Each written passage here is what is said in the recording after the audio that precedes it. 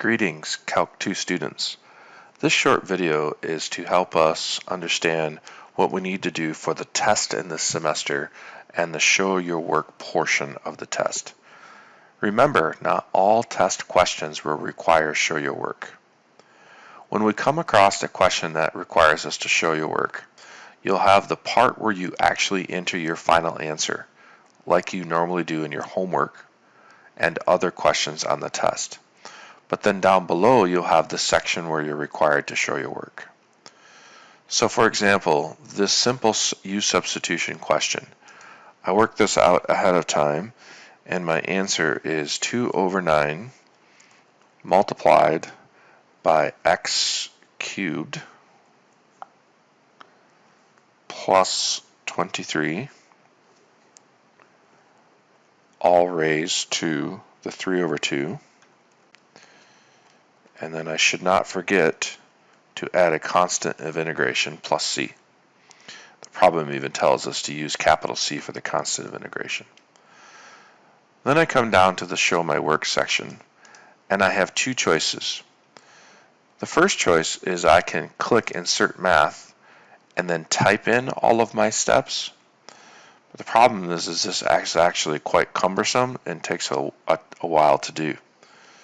So I would have to do, the first step would be x squared, and then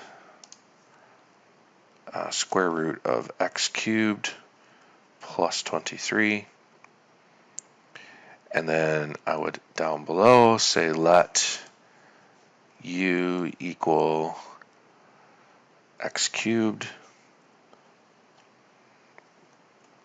plus 23. Then du dx, it's already being a pain, du dx is equal to 3x squared, and then du divided by 3x squared is equal to dx. And so you can see that it takes a while to type all that out, and I've already made a mistake up here on the top. I should have a dx on the end, but in all the typing I forgot to do that, and then it looks funny being there, and then it's been deleted. Kind of frustrating. So what I suggest that you do instead of this is actually use the upload file over here on the right, so not to type out anything in the actual typing part, and upload the file. So what I've done on a separate piece of paper is I've worked out this problem. I will take a picture with my cell phone. You could also use a scanner, and then from my cell phone I'm emailing that picture to myself right now, and I send it, and then I go to my email inbox and I open up the email and I download the picture.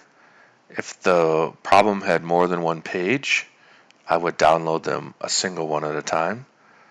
So I download the picture, but then back in the problem I click upload file, and then I go to where I download in my downloads, select the file and click open, and it put the file there. Then I always check by clicking on the file to make sure that the file is readable and that I can show the work. Please make sure that your handwriting is legible, and also try to make sure that it's right side up, has the correct orientation. If it's turned to the side, that's very difficult for me to read. If it's upside down, it's very difficult for me to read. Also make sure that when you click this, there is in a file format that I can actually see. If I can't see it, then I won't be able to grade it for you. Once that's done, then I can click Submit Answer, and I got a green checkbox, and the answer is already there. One thing I want to mention is until I grade the test, it's going to show that you got this correct or wrong. But if you type in anything into the Show Your Work box or upload any files, then you'll get 10 points automatically, and it'll stay that way until after I grade your test. So you start with 10 points, and then I'll remove points if the Show Your Work is incorrect or not sufficient, but up to a maximum of 10 points. Okay, good luck on test number 1, but we'll use the same process for the rest of the test in our semester.